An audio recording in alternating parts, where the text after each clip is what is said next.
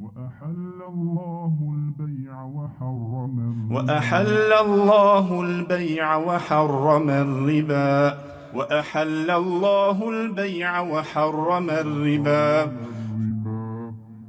السلام عليكم ورحمة الله وبركاته. الحمد لله الذي شرع لنا من الدين ما ارتضاه وأحل لنا البيع وحرم الربا فعمت بها البركات وازدهرت الأرجاء.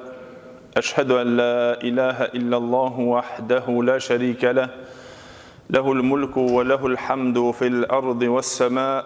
وأشهد أن نبينا وحبيبنا وشفيعنا محمد رسول الله إمام المرسلين وخاتم النبيين وصفوة خلق الله أجمعين. نشهد بأنه بلغ الرسالة وأدى الأمانة ونصح الأمة وكشف الله به الغمة وجاهد في الله حق الجهاد حتى أتاه اليقين. فصلوات الله وسلامه عليه وعلى آله وصحابته والداعين بدعوته والعاملين بسنته بإحسان إلى يوم الدين وبعد. Gjithë falënderimet dhe lavdrimet I takojnë Allahu xhalla xjalaluhu, salavatet dhe selamet I përcjellin profetit ton Muhammedit sallallahu alaihi wasallam, familjes së tij, shokëve të tij dhe gjithë ata të cilët pasojnë rrugën e tyre me të mirë deri në ditën e gjykimit.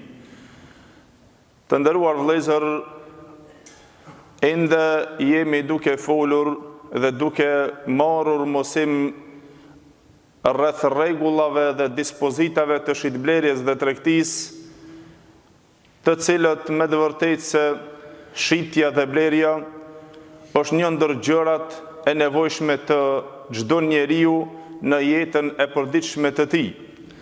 Dhe se padyshim se sheriati islam asnjëherë nuk ka qenë që është duke sjellur vetëm dispozita të ngurta dhe sistemimin e lëvizjes së pasurisë, por gjithashtu është mbrojtja më e pastër e cila ruan dhe mbron zemrat e njerëzve nga ligësia, nga rrëshqitja, nga armiqësia, nga urrejtja, dhe më për atë në këtë shkëndi të këtij udhëzimi erdhen dhe porosit profetike në të cilët neve na japin mësimin dhe udhëzimin që na të kemi kujdes si musliman në marrëdhëniet tona edhe në çështjen e tregtisë tonë e cila na përket neve si musliman, kur na jemi në marrëdhënie tregtare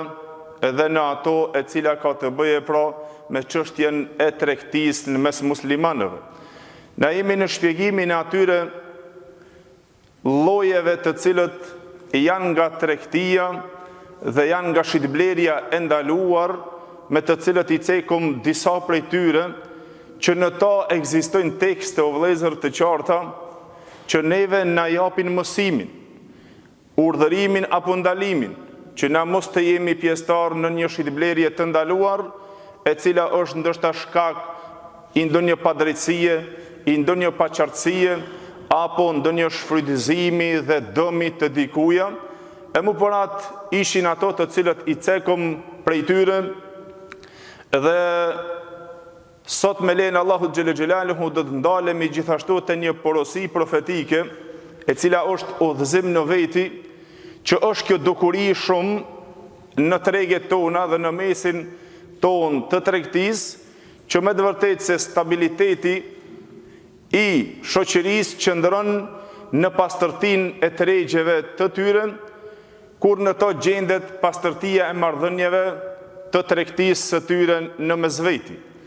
Dhe nuk është stopuar asnjëherë këshilla dhe ndalesa profetike vetëm në çështjen e cila I përket shoqërisë në tërësi, por gjithashtu edhe në veçanti çështjet individuale, duke u munduar në to përmirësimin që ka të bëje në mes dy personave, që në këtë hadith, apo në hadithet e shumta të cilët janë ardhur me kontekstin e ndalimit të këtij lloji edhe kësaj forme e cila praktikohet në tregjet tona edhe shfrytëzohet ky rast për të arritur ndoshta duke negocuar, duke u futur në pazaret dhe në tregtin e dikuja nga vëllezërit e tij, që ai të përfiton pra dhe t'ja merr tregun atij. E këtu pra është çështja që ka ardhur pra në të ndalesa profetike e që ka të bëje pra me temën bej'ur rajuli ala bej'i akhi was-sawmu ala sawmi akhi. Është shitja apo shitblerja e njeriut mbi shitjen e vllavit të tij, apo shitblerja e dikuja mbi shitjen e vllavit të tij, apo es-sawmu ala sawmi akhi, bërja pazar mbi pazarin e vllavit të tij. Padyshim se janë disa forma o vëllezër të shumta në të cilët bëhet në tregjet e muslimanëve që ndoshta gjendet kjo dukuri jo më pak e rrezikshme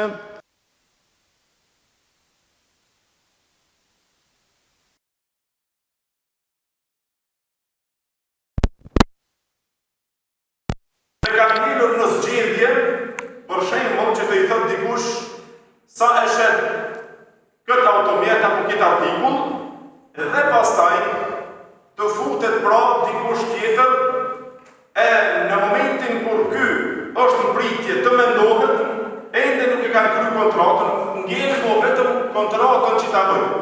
Nëse ma ke shit këtë tokë dhe kjo futet në çdo artikull, në artikujt të cilët janë të tregut, në tokat, në qirat dhe në ato marrëdhënie të cilët janë në shitblerjet e internetit e kështu me radhë, të futet pra kjo marrëveshje që ndodh, që ta bëni shitblerje dikush dhe janë në pritje sa më shet automjetin e shes për shembull për 7.000 euro ose 10.000 euro dhe kanë rënë në ujdi ato me të çështjen e çmimit të tyre dhe ai bret tash tu vendos dhe ta bën kontratën e përderisa u shkojnë në zgjedhje vjen një tjetër dhe i thot sa e blet e filan tokën ose filan artikullin ose filan mollin ose filan automjetin e bleta me kaq. Ky thotun ta ja edhe më mirë se kaq, edhe është më cilësor dhe më i mirë. Prisha shitblerje me atë ja unë ta jap më të mirë. Kjo pra është që futet në shitblerja që ka të bëje për shitja e këtij blerësit në favorin apo për në çështje në shitjen e vllavit të tij. Pra të futet në këtë ndalesë e cila është pra mos të shet ai i cili është ndonjëri prej jush mbi shitjen e vllavit të tij. Ato vetëm kanë rënë në ujdi, kanë bërë pasardhëpën e tyre, e ti pastaj shfrytëzon rastin që ta marrësh dhe ta prishish këtë marrëveshje të tyre të cilën e kanë bërë në këtë shitblerje. Edhe pastaj të thuash ose e njëjta është që të i shkonte shitsi, e ti thot sa e ke shitur filan sendin, filan artikullin këtij njeriu, ja kam shitur me këtë çmim. E thot pse e ke shitur këtë kaq? Unë ta blej dhe më kaq, më shumë ta paguaj që të ma jep mua kur ai ka nevojë.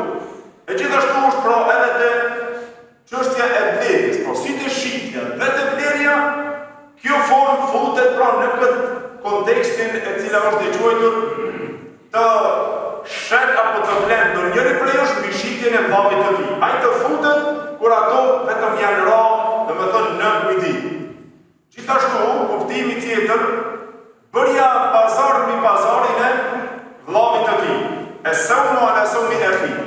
Çfarë kuptimi ka dhe si qëndron? Është kur pra dallimi është kur dikush një shitës apo një blerës vijnë ato janë në negocimin e tyre për çmimin e tyre. Ato janë duke bërë pazar, për një mall, për një artikull. Dëshiron që ta vlen, edhe pastaj ai bjen në ujdi dhe janë duke negocuar për çmimin, nuk vinë, domethënë baras dhe nuk janë në pajtim me çmimin.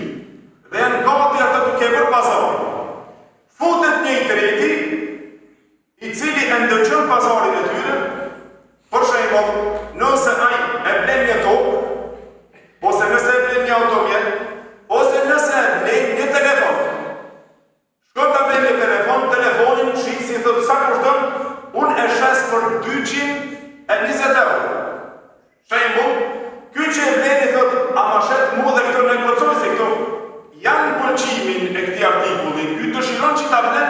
edhe ai tjetri dëshiron që ta shet dhe nuk kanë, domethënë këtë mosmarrëveshje të shitja e artikullit apo të pëlqimit të artikullit. Këto tash janë duke negociuar të çmimin. Edhe kjo është çështja që i tha Pejgamberi sallallahu alajhi wasallam pra mos futet në shitjen e pazarit të Allahut dhe vetë. Që të ketë kujdes. Pra ai i thot sa më shet telefonin e shes 220 euro. Ky ban pazar dhe thot ta më shet për 200 euro për shembull. Ky pala e tretë e pret këtë pazarin, e pret këtë tregtin të cilën e ban, edhe ky ende këto duke negociuar fotet dhe thot që unë 250 amam. Por ky është i nevojshëm dhe shes se ky artikull është i vlefshëm dhe ky ka nevojë për ta, ky fotet në pazarin e tyre dhe thot që unë t'i jap 250 dhe ma jep mu. Edhe ky pra këtu fotet armiqësia, prishja zemrës, prishja kësaj marrëveshje e cila pra bëhet në këshillim. E më para të vëllezër, në këto pra ka shumë forma, sikur që dikush ta shet një tokë. E para thamosh që të shet ndonjëri prej jush mbi shitjen e vllavit vet është për shembull nëse e ka shit një tokë dikujo, dhe ato ka rënë ai duj dhe e ka vendosur shembull çmimin 10.000 euro, 20.000 euro, 30.000 euro për shembull, dhe pastaj pasi që ato janë zgjedhje, do të mendohet dhe do të vijë se këto e kanë rënë këtë ditë dhe ka rënë këtë pajtim. Pas një kohë ky e ndryshon se shkon tjetri i thotë sa e ke shitur unë ta paguaj 15.000, ma jep mu.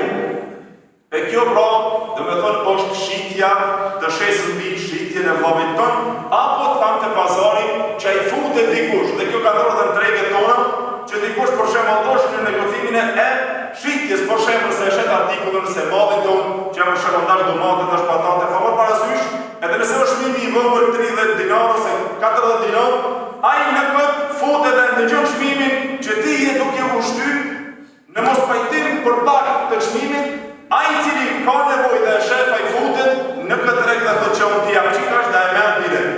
E pra kjo është në të cilën futet pra në këtë ndalisë.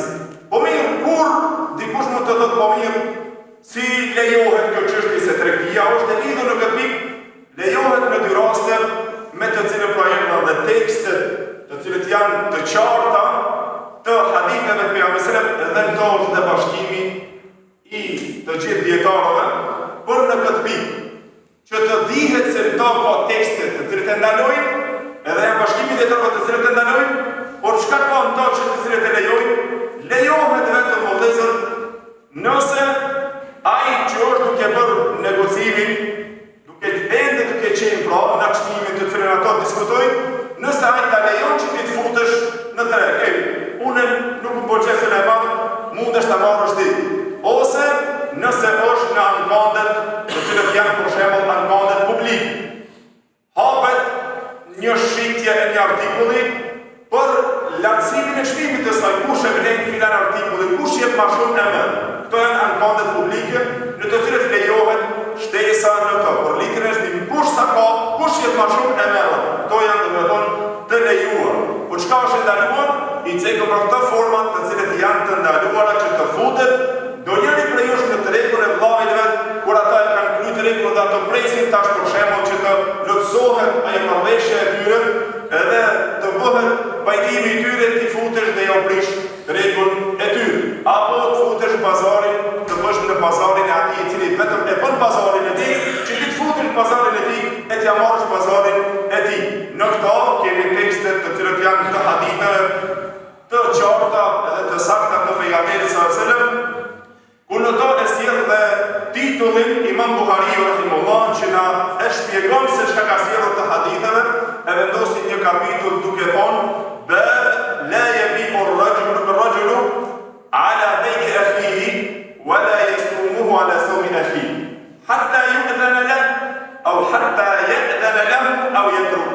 Tha Imam Buhariu në kapitulli i cili ka të bëjë dhe mos shitjen e ndonjërit prej jush mbi shitjen e vllavit të tij, apo të bën pazar mbi pazarin e vllavit të tij, derisa ai të jep leje atij, apo ta lënë atë pazar.